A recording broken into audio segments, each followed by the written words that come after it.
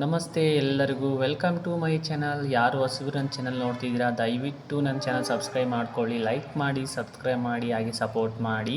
Thank you so much ಎಲ್ಲರಿಗೂ. ಹಾಗೆ ನನ್ನ ಚಾನಲನ್ನು ಯಾರು ನೋಡ್ತಿದ್ದೀರಾ ನೋಡಿ, ದಯವಿಟ್ಟು ಉತ್ತರ ಕರ್ನಾಟಕ ಸ್ಟೈಲಲ್ಲಿ ಅಥವಾ 4 ಐಟಮ್ಸ್ ಇದ್ದರೆ ಸಾಕು, ನಾವು ಮನೆಯಲ್ಲೇ ಪಲಾವ್ ರೆಡಿ ಮಾಡ್ಬೋದು. ಮಕ್ಕಳಿಗೆ ಟಿಫಿನ್ ಬಾಕ್ಸ್, ಲಂಚ್ ಬಾಕ್ಸ್ ಎಲ್ಲ ರೆಡಿ ಮಾಡ್ಬೋದು. ಓಕೆ, ಬನ್ನಿ ನಿಮಗೆ ಹಂತವಾಗಿ ಹೇಳ್ಕೊಡ್ತೀನಿ ನೋಡಿ.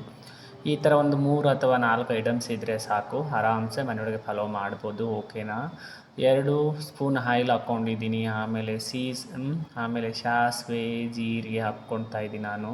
ನಿಮ್ಗೆ ಇಷ್ಟ ಇದ್ರೆ ಹಾಕ್ಕೊಳ್ಳಿ, ಇಲ್ಲಾಂದರೆ ಬಿಡಿ. ಹಾಗೆ ನಿಮ್ಮ ಮನೇಲಿ ಶೇಂಗಾ ಬೀಜ, ವಟಾಣಿ ಈ ಥರ ಏನಿದ್ರೆ ಹಾಕ್ಕೋಬೋದು, ನಡೀತದ.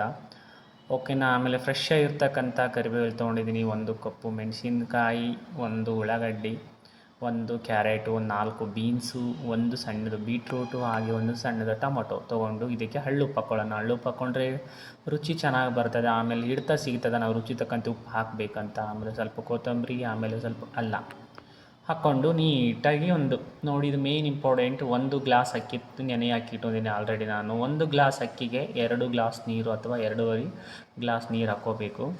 ನೋಡಿ, ಆಗಲೇ ಅಕ್ಕಿ ನೆನೆದಿದೆ ಆಲ್ರೆಡಿ ಕೂಡ. ನೋಡಿ, ಅದಕ್ಕೆ ಅಕ್ಕಿಯನ್ನು ಸೇರಿಸಿಬಿಡೋಣ.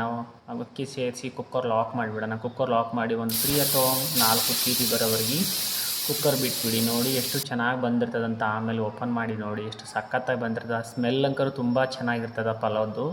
ನೋಡಿ, ಇದಕ್ಕೆ ಕಡಲೆ ಹಿಂಡಿ, ಓಕೆನಾ, ಗುರೆಳ್ ಪುಡಿ, ಮೊಸರು ಆದರೆ ತುಂಬ ಸಖತ್ತಾಗಿರ್ತದೆ. Thank you so much.